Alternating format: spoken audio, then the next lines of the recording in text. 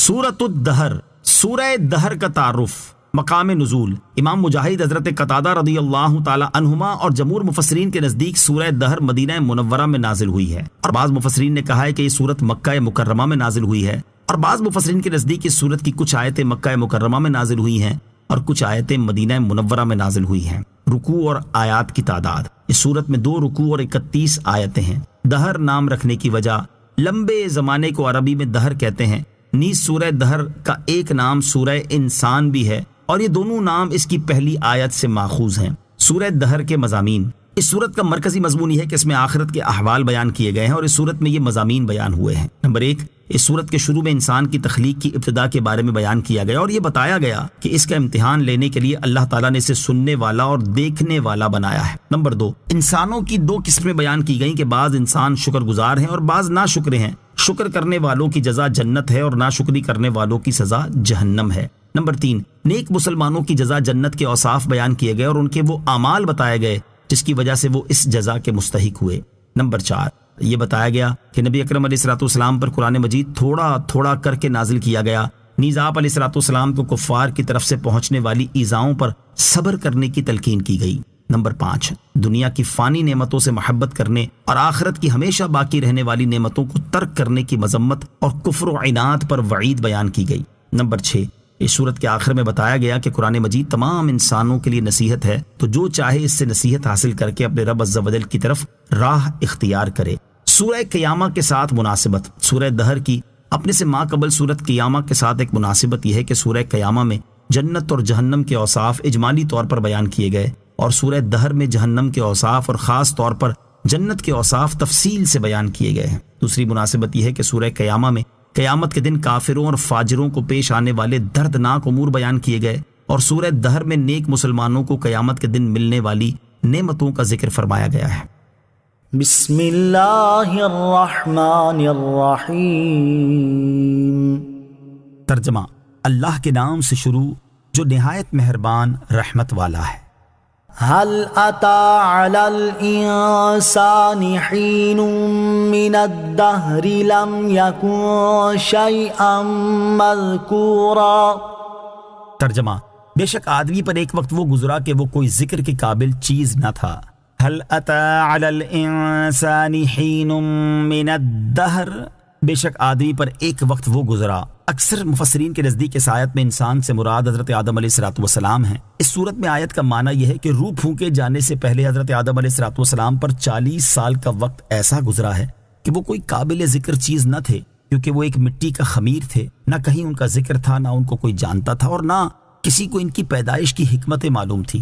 بعض مفسرین کے نزدیک یہاں انسان سے اس کی جنس یعنی حضرت آدم علیہ الصلوۃ والسلام کی اولاد مراد ہے، اور وقت سے اس کے حمل میں رہنے کا زمانہ مراد ہے۔ اس صورت میں آیت کا معنی یہ ہے کہ بے شک ماں کے پیٹ میں آدمی پر ایک وقت وہ گزرا ہے جب وہ کوئی قابل ذکر چیز نہ تھا، کیونکہ وہ پہلے نطفے کی شکل میں تھا، پھر جمع ہوا خون بنا، پھر گوشت کا ٹکڑا بنا، اور اس کی جنس کسی کو معلوم نہ تھی، یہاں تک کہ وہ لوگوں کے درمیان قابل ذکر چیز بن گیا۔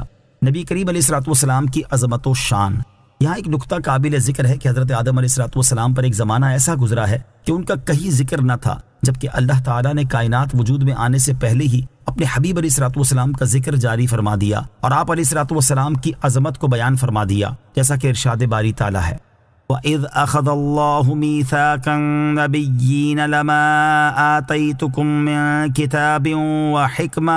من كتاب وحكمة ثم جاءكم رسول مصدق لما معكم لتؤمنن به ولتنصرنه قال أأقررتم وأخذتم على ذلكم إصري قالوا أقررنا قال فاشهدوا وأنا معكم من الشاهدين۔ ترجمہ، اور یاد کرو جب اللہ نے نبیوں سے وعدہ لیا کہ میں تمہیں کتاب اور حکمت عطا کروں گا، پھر تمہارے پاس وہ عظمت والا رسول تشریف لائے گا جو تمہاری کتابوں کی تصدیق فرمانے والا ہوگا، تو تم ضرور اس پر ایمان لانا اور ضرور اس کی مدد کرنا۔ اللہ نے فرمایا، اے انبیاء، کیا تم نے اس حکم کا اقرار کر لیا اور اس اقرار پر میرا بھاری ذمہ لے لیا؟ سب نے عرض کی، ہم نے اقرار کر لیا۔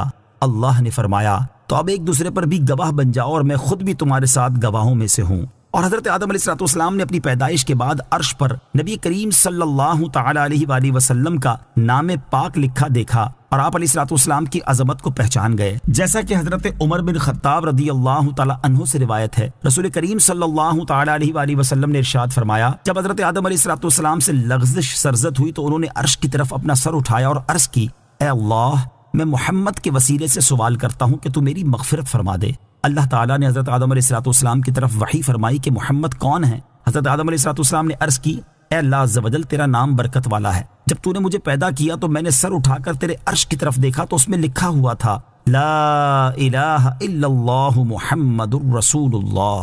تو میں نے جان لیا کہ تیری بارگاہ میں اس شخص سے زیادہ کسی کا مرتبہ اور مقام نہ ہوگا جس کا نام تو نے اپنے نام کے ساتھ لکھا ہے. اللہ تعالیٰ نے حضرت آدم علیہ السلام کی طرف وحی فرمائی، اے آدم، یہ تیری اولاد میں سے سب سے آخری نبی ہیں اور ان کی امت تمہاری اولاد کی امتوں میں سے سب سے آخری امت ہے، اور اگر وہ نہ ہوتے تو اے آدم میں تمہیں بھی پیدا نہ کرتا. اور دنیا میں تشریف آوری سے صدیوں پہلے حضرت عیسیٰ علیہ السلام نے آپ کی آمد کی بشارت دی، حتیٰ کہ آپ کا نام تک بتا دیا، جیسا کہ سورہ صف میں ہے، وَإِذْ قَالَ عِيسَى ابْنُ مَرْيَمَ يَا بَنِي إِسْرَائِيلَ إِنِّي رَسُولُ اللَّهِ إِلَيْكُمْ مُصَدِّقًا لِمَا بَيْنَ يَدَيَّ مِنَ التَّوْرَاةِ وَمُبَشِّرًا بِرَسُولٍ يَأْتِي مِن بَعْدِ اسْمُهُ أَحْمَدُ. اور یاد کرو جب عیسیٰ بن مریم نے فرمایا، اے بنی اسرائیل، میں تمہاری طرف اللہ کا رسول ہوں، اپنے سے پہلی کتاب تورات کی تصدیق کرنے والا ہوں اور اس عظیم رسول کی بشارت دینے والا ہوں جو میرے بعد تشریف لائیں گے، ان کا نام احمد ہے. اس سے معلوم ہوا کہ اللہ تعالیٰ کی بارگاہ میں تاجدار رسالت صلی اللہ تعالیٰ علیہ وسلم کا مقام و مرتبہ سب سے بلند ہے.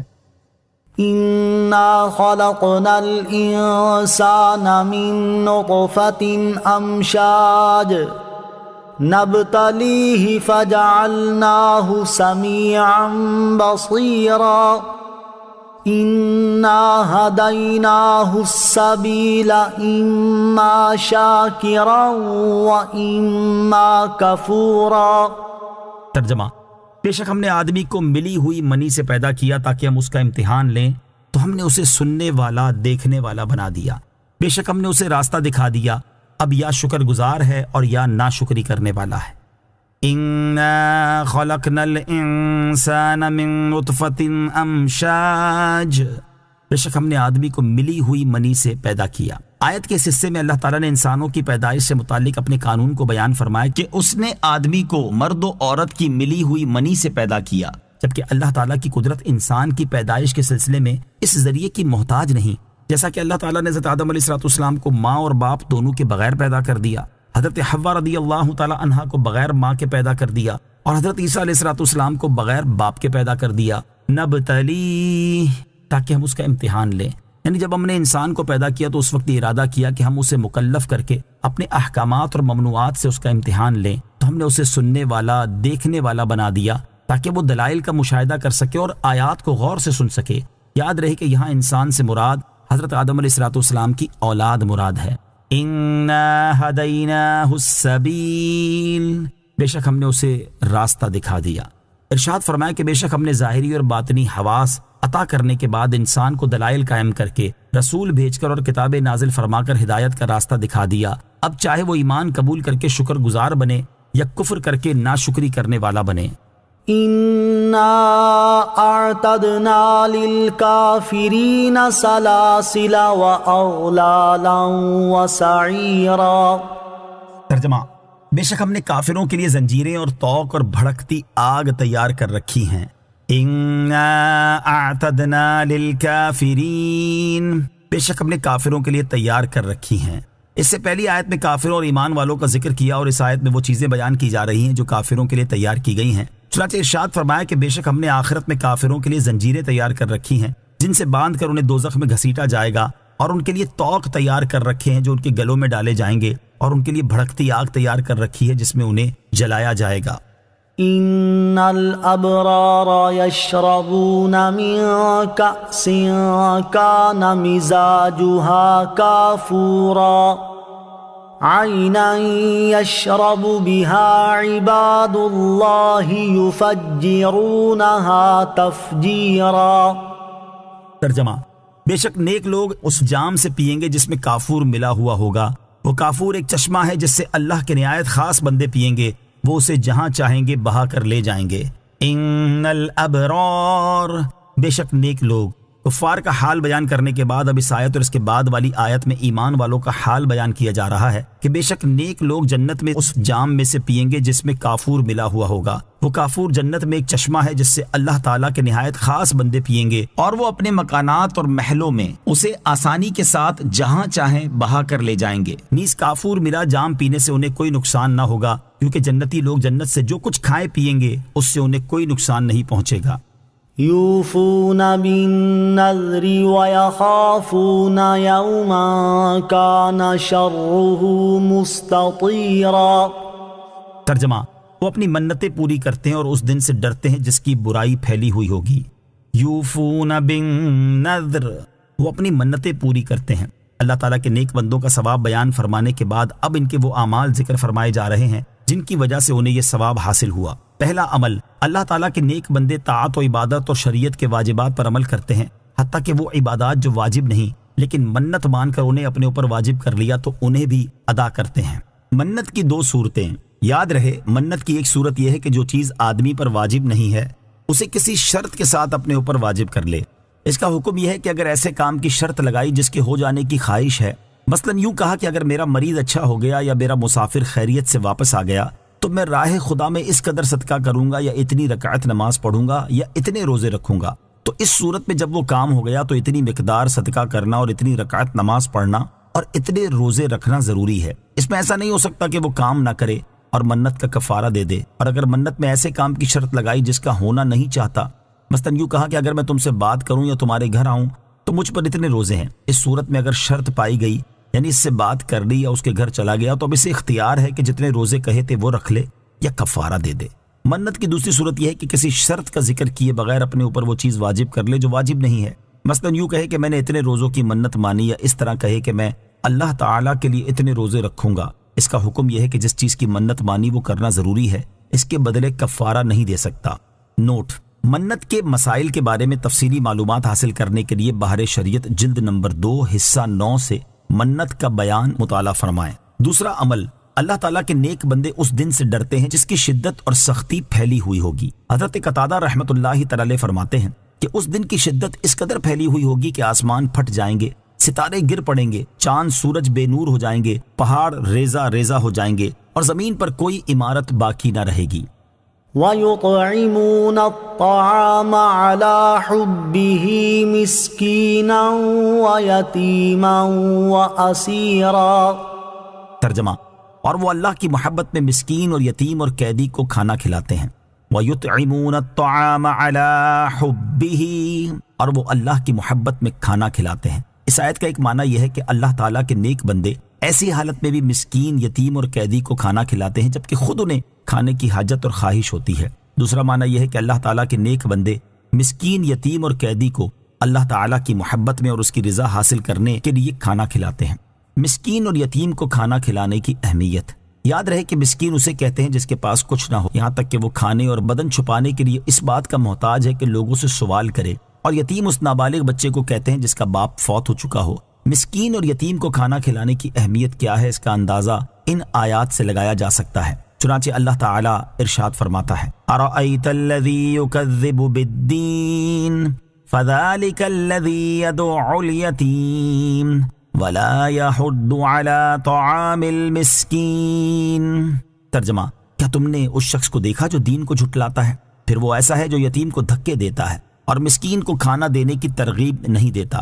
اور ارشاد فرمایا: فَأَمَّا الْإِنسَانُ إِذَا مَا ابْتَلَاهُ رَبُّهُ فَأَكْرَمَهُ وَنَعَّمَهُ فَيَقُولُ رَبِّي أَكْرَمَنِ وَأَمَّا إِذَا مَا ابْتَلَاهُ فَقَدَرَ عَلَيْهِ رِزْقَهُ فَيَقُولُ رَبِّي أَهَانَنِ كَلَّا بَل لَّا تُكْرِمُونَ الْيَتِيمَ وَلَا تَحَاضُّونَ عَلَى طَعَامِ الْمِسْكِينِ.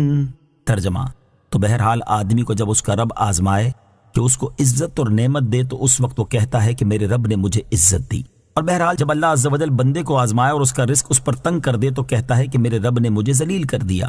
ہرگز نہیں، بلکہ تم یتیم کی عزت نہیں کرتے اور تم ایک دوسرے کو مسکین کے کھلانے کی ترغیب نہیں دیتے۔ اور ارشاد فرمایا فَلَقْتَحَمَ الْعَقَبَةَ وَمَا أَدْرَاكَ مَا الْعَقَبَةُ فَكُّ رَقَبَةٍ أَوْ إِطْعَامٌ فِي يَوْمٍ ذِي مَسْغَبَةٍ يَتِيمًا ذَا مَقْرَبَةٍ او مسکینا ذا متربہ۔ ترجمہ، پھر بغیر سوچے سمجھے کیوں نہ گھاٹی میں کود پڑا، اور تجھے کیا معلوم کہ وہ گھاٹی کیا ہے؟ کسی بندے کی گردن چھڑانا یا بھوک کے دن میں کھانا دینا، رشتہ دار یتیم کو یا خاک نشین مسکین کو۔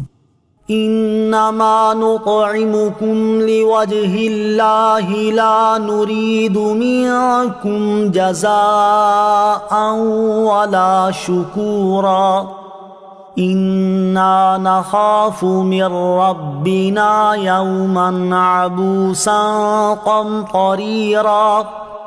ترجمہ، ہم تمہیں خاص اللہ کی رضا کے لیے کھانا کھلاتے ہیں، ہم تم سے نہ کوئی بدلہ چاہتے ہیں اور نہ شکریہ، بے شک ہمیں اپنے رب سے ایک ایسے دن کا ڈر ہے جو بہت ترش نہایت سخت ہے۔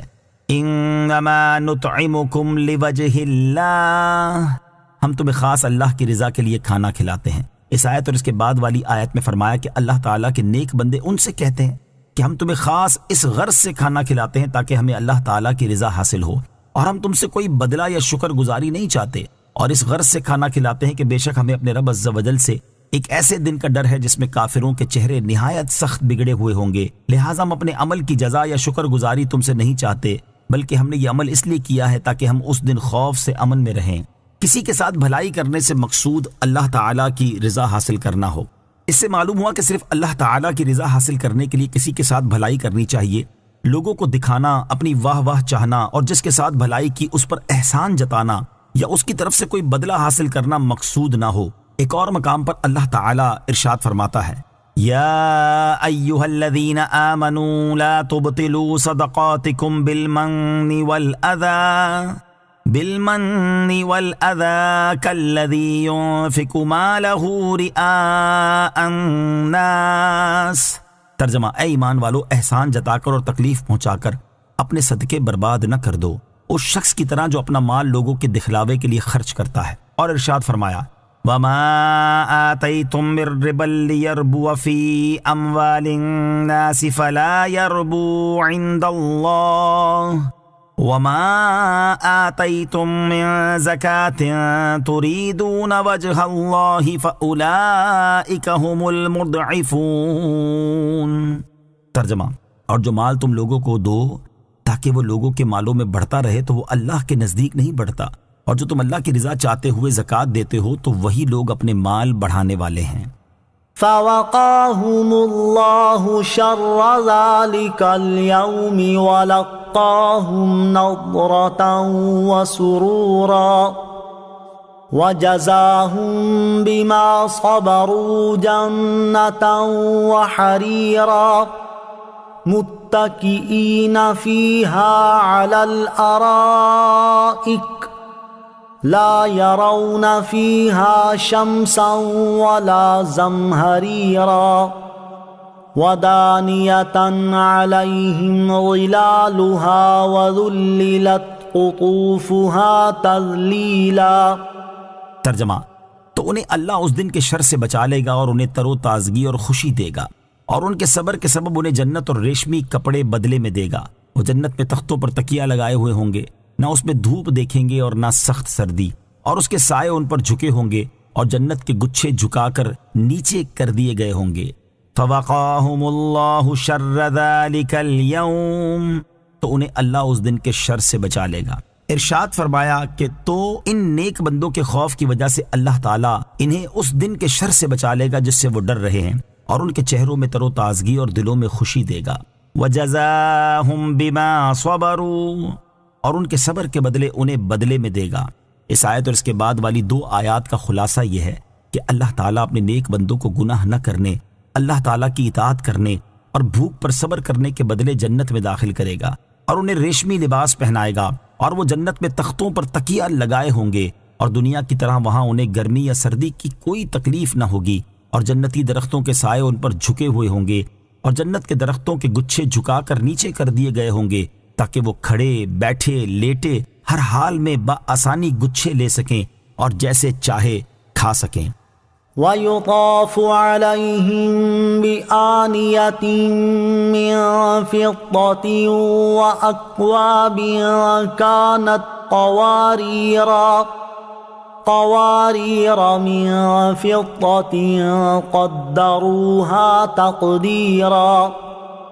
ترجمہ، اور ان پر چاندی کے برتنوں اور گلاسوں کے دور ہوں گے جو شیشے کی طرح ہوں گے، چاندی کے شفاف شیشے جنہیں پلانے والوں نے پورے اندازہ سے بھر کر رکھا ہوگا۔ وَيُطَافُ عَلَيْهِمْ بِآنِيَةٍ مِّن فِضَّةٍ وَأَكْوَابٍ، اور ان پر چاندی کے برتنوں اور گلاسوں کے دور ہوں گے۔ اس آیت اور اس کے بعد والی آیت کا خلاصہ یہ ہے کہ ان نیک بندوں پر چاندی کے برتنوں اور گلاسوں میں جنتی شراب کے دور ہوں گے، اور وہ برتن چاندی کے رنگ اور اس کے حسن کے ساتھ شیشے کی طرح صاف شفاف ہوں گے، اور ان میں جو چیز پی جائے گی وہ باہر سے نظر آئے گی، اور ان برتنوں کو پلانے والوں نے پورے اندازے سے بھر کر رکھا ہوگا کہ پینے والوں کی رغبت کی مقدار نہ اس سے کم ہوگی اور نہ زیادہ۔ وَيُسْقَوْنَ فِيهَا كَأْسًا كَانَ مِزَاجُهَا زَنجَبِيلًا عَيْنًا فِيهَا تُسَمَّى سَلْسَبِيلًا۔ ترجمہ، اور جنت میں انہیں ایسے جام پلائے جائیں گے جس میں زنجبیل ملا ہوا ہوگا۔ زنجبیل جنت میں ایک چشمہ ہے جس کا نام سلسبیل رکھا جاتا ہے۔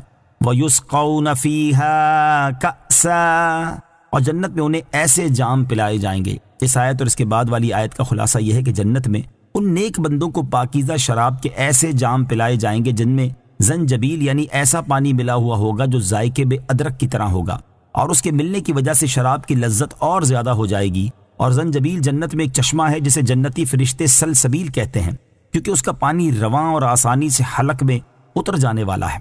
یاد رہے کہ اللہ تعالیٰ کے مقرب بندے خالص اسی چشمے سے پئیں گے، جبکہ ان سے کم درجے والے نیک بندوں کی شرابوں میں اس چشمے کا پانی ملایا جائے گا، اور یہ چشمہ عرش کے نیچے سے جنت عدن سے ہوتا ہوا تمام جنتوں میں گزرتا ہے۔ وَيَطُوفُ عَلَيْهِمْ وِلْدَانٌ مُخَلَّدُونَ إِذَا رَأَيْتَهُمْ حَسِبْتَهُمْ لُؤْلُؤًا مَّنثُورًا۔ ترجمہ، اور ان کے آس پاس ہمیشہ رہنے والے لڑکے خدمت کے لیے پھریں گے، جب تو انہیں دیکھے گا تو تو انہیں بکھرے ہوئے موتی سمجھے گا۔ وَيَطُوفُ عَلَيْهِمْ بِلْدَانٌ مُخَلَّدُونَ، اور ان کے آس پاس ہمیشہ رہنے والے لڑکے پھریں گے۔ ارشاد فرمایا کہ اور ان نیک بندوں کے آس پاس ہمیشہ رہنے والے لڑکے خدمت کے لیے پھریں گے۔ وہ لڑکے نہ کبھی مریں گے، نہ بوڑھے ہوں گے، نہ ان میں کوئی تبدیلی آئے گی، اور نہ وہ خدمت کرنے سے اکتائیں گے، اور ان کے حسن کا یہ عالم ہوگا کہ جب تو انہیں دیکھے گا تو تو انہیں ایسے سمجھے گا جس طرح صاف شفاف فرش پر چمکیلے موتی بکھرے ہوئے ہوں۔ اس حسن اور پاکیزگی کے ساتھ جنتی لڑکے خدمت میں مشغول ہوں گے۔ وَإِذَا رَأَيْتَ ثَمَّ رَأَيْتَ نَعِيمًا وَمُلْكًا كَبِيرًا۔ ترجمہ، اور جب تو وہاں دیکھے گا تو نعمتیں اور بہت بڑی سلطنت دیکھے گا۔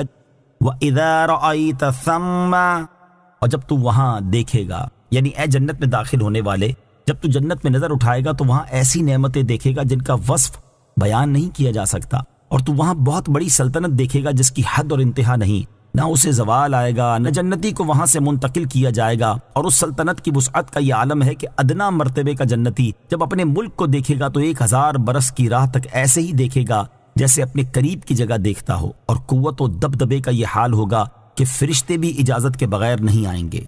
عَالِيَهُمْ ثِيَابُ سُندُسٍ خُضْرٌ وَإِسْتَبْرَقٌ وَحُلُّوا أَسَاوِرَ مِن فِضَّةٍ وَسَقَاهُمْ رَبُّهُمْ شَرَابًا طَهُورًا۔ ترجمہ، ان پر باریک اور موٹے ریشم کے سبز کپڑے ہوں گے، اور انہیں چاندی کے کنگن پہنائے جائیں گے، اور ان کا رب انہیں پاکیزہ شراب پلائے گا۔ عالیہم، ان پر ہیں، یعنی ان جنتیوں کے بدن پر باریک اور موٹے ریشم کے سبز کپڑے ہوں گے، اور انہیں چاندی کے بھی کنگن پہنائے جائیں گے، اور ان کا رب عز و جل انہیں پاکیزہ شراب پلائے گا جو کہ انتہائی پاک صاف ہوگی، نہ اسے کسی کا ہاتھ لگا ہوگا، نہ کسی نے اسے چھوا ہوگا، اور نہ وہ پینے کے بعد دنیا کی شراب کی طرح جسم کے اندر سڑ کر پیشاب بنے گی، بلکہ اس شراب کی صفائی کا یہ عالم ہے کہ جسم کے اندر اتر کر پاکیزہ خوشبو بن کر جسم سے نکلتی ہے، اور جنت میں رہنے والوں کو کھانے کے بعد شراب پیش کی جائے گی، اسے پینے سے ان کے پیٹ صاف ہو جائیں گے، اور جو کچھ انہوں نے کھایا ہوگا وہ پاکیزہ خوشبو بن کر ان کے جسموں سے نکلے گا، اور ان کی خواہشیں اور رغبتیں پھر تازہ ہو جائیں گی۔ ان هذا كان لكم جزاء وكان سعيكم مشكورا۔ ترجمہ، ان سے فرمایا جائے گا بے شک یہ تمہارے لیے صلہ ہے اور تمہاری محنت کی قدر کی گئی ہے۔ ان هذا كان لكم جزاء، بے شک یہ تمہارے لیے صلہ ہے۔ جب جنت میں داخل ہونے کے بعد جنتی اس کی نعمتوں کا مشاہدہ کریں گے تو ان سے فرمایا جائے گا بے شک یہ نعمتیں اللہ تعالیٰ کی طرف سے تمہاری اطاعت اور فرما برداری کا صلہ ہے، اور تمہاری محنت کی قدر کی گئی ہے کہ تم سے تمہارا رب راضی ہوا اور اس نے تمہیں ثواب عظیم عطا فرمایا۔ انا نحن نزلنا عليك القرآن تنزیلا۔ ترجمہ، اے حبیب بے شک ہم نے تم پر تھوڑا تھوڑا کر کے قرآن اتارا۔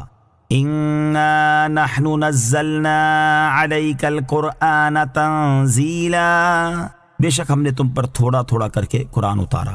اے پیارے حبیب علیہ الصلوۃ والسلام، ہم نے آپ پر ایک ہی مرتبہ پورا قرآن نازل نہیں کیا بلکہ آیت آیت کر کے تھوڑا تھوڑا نازل کیا، اور اس میں اللہ تعالیٰ کی بڑی حکمتیں ہیں۔ اس سے مقصود حضور علیہ الصلوۃ والسلام کے دل کو تقویت دینا ہے۔ گویا کہ اللہ تعالیٰ نے ارشاد فرمایا، اے پیارے حبیب صلی اللہ تعالیٰ علیہ وسلم، یہ کافر اگرچہ قرآن کو کہانت اور جادو کہتے ہیں، لیکن میں تاکید کے ساتھ فرماتا ہوں کہ یہ قرآن میری طرف سے وحی ہے، حق ہے، اور ہم نے اسے تھوڑا تھوڑا کر کے نازل کیا ہے، لہٰذا آپ کافروں کی تانا زنی سے دل برداشتہ نہ ہو، کیونکہ آپ سچے نبی ہیں۔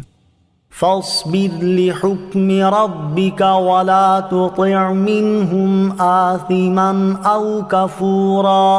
ترجمہ، تو اپنے رب کے حکم پر ڈٹے رہو اور ان میں کسی گناہگار یا ناشکری کرنے والے کی بات نہ سنو۔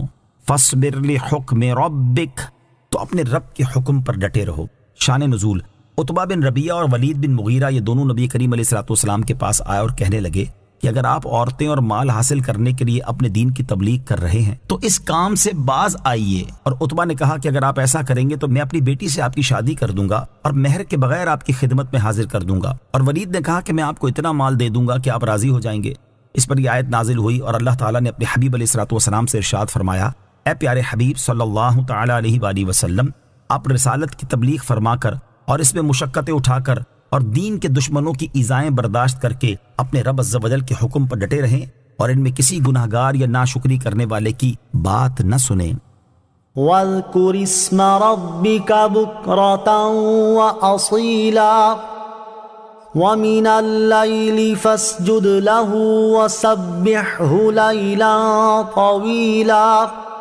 ترجمہ، اور صبح و شام اپنے رب کا نام یاد کرو اور رات کے کچھ حصے میں اسے سجدہ کرو اور لمبی رات میں اس کی پاکی بیان کرو۔ وَاذْكُرِ اسْمَ رَبِّكَ بُكْرَةً وَأَصِيلًا، اور صبح و شام اپنے رب کا نام یاد کرو۔ اس آیت اور اس کے بعد والی آیت کا خلاصہ یہ ہے کہ بعض مفسرین کے نزدیک یہاں ذکر سے نماز مراد ہے، چنانچہ صبح کے ذکر سے نماز فجر اور شام کے ذکر سے ظہر اور عصر کی نمازیں مراد ہیں، جبکہ رات کے کچھ حصے میں سجدہ کرنے سے مراد یہ ہے کہ مغرب اور عشاء کی نمازیں پڑھیں، اور باقی لمبی رات میں اللہ تعالیٰ کی پاکی بیان کرنے سے مراد یہ ہے کہ فرائض کی ادائیگی کے بعد نوافل پڑھتے رہیں۔ یوں اس میں تہجد کی نماز بھی شامل ہو گئی، اور بعض مفسرین نے فرمایا ہے کہ یہاں ذکر سے مراد زبان سے ذکر کرنا ہے، اور مقصود یہ ہے کہ دن رات کے تمام اوقات میں دل اور زبان سے اللہ تعالیٰ کے ذکر میں مشغول رہیں۔ ان هؤلاء يحبون العاجلة ويذرون وراءهم يوما ثقيلا۔ ترجمہ، بے شک یہ لوگ جلد جانے والی سے محبت کرتے ہیں اور اپنے آگے ایک بھاری دن کو چھوڑ بیٹھے ہیں۔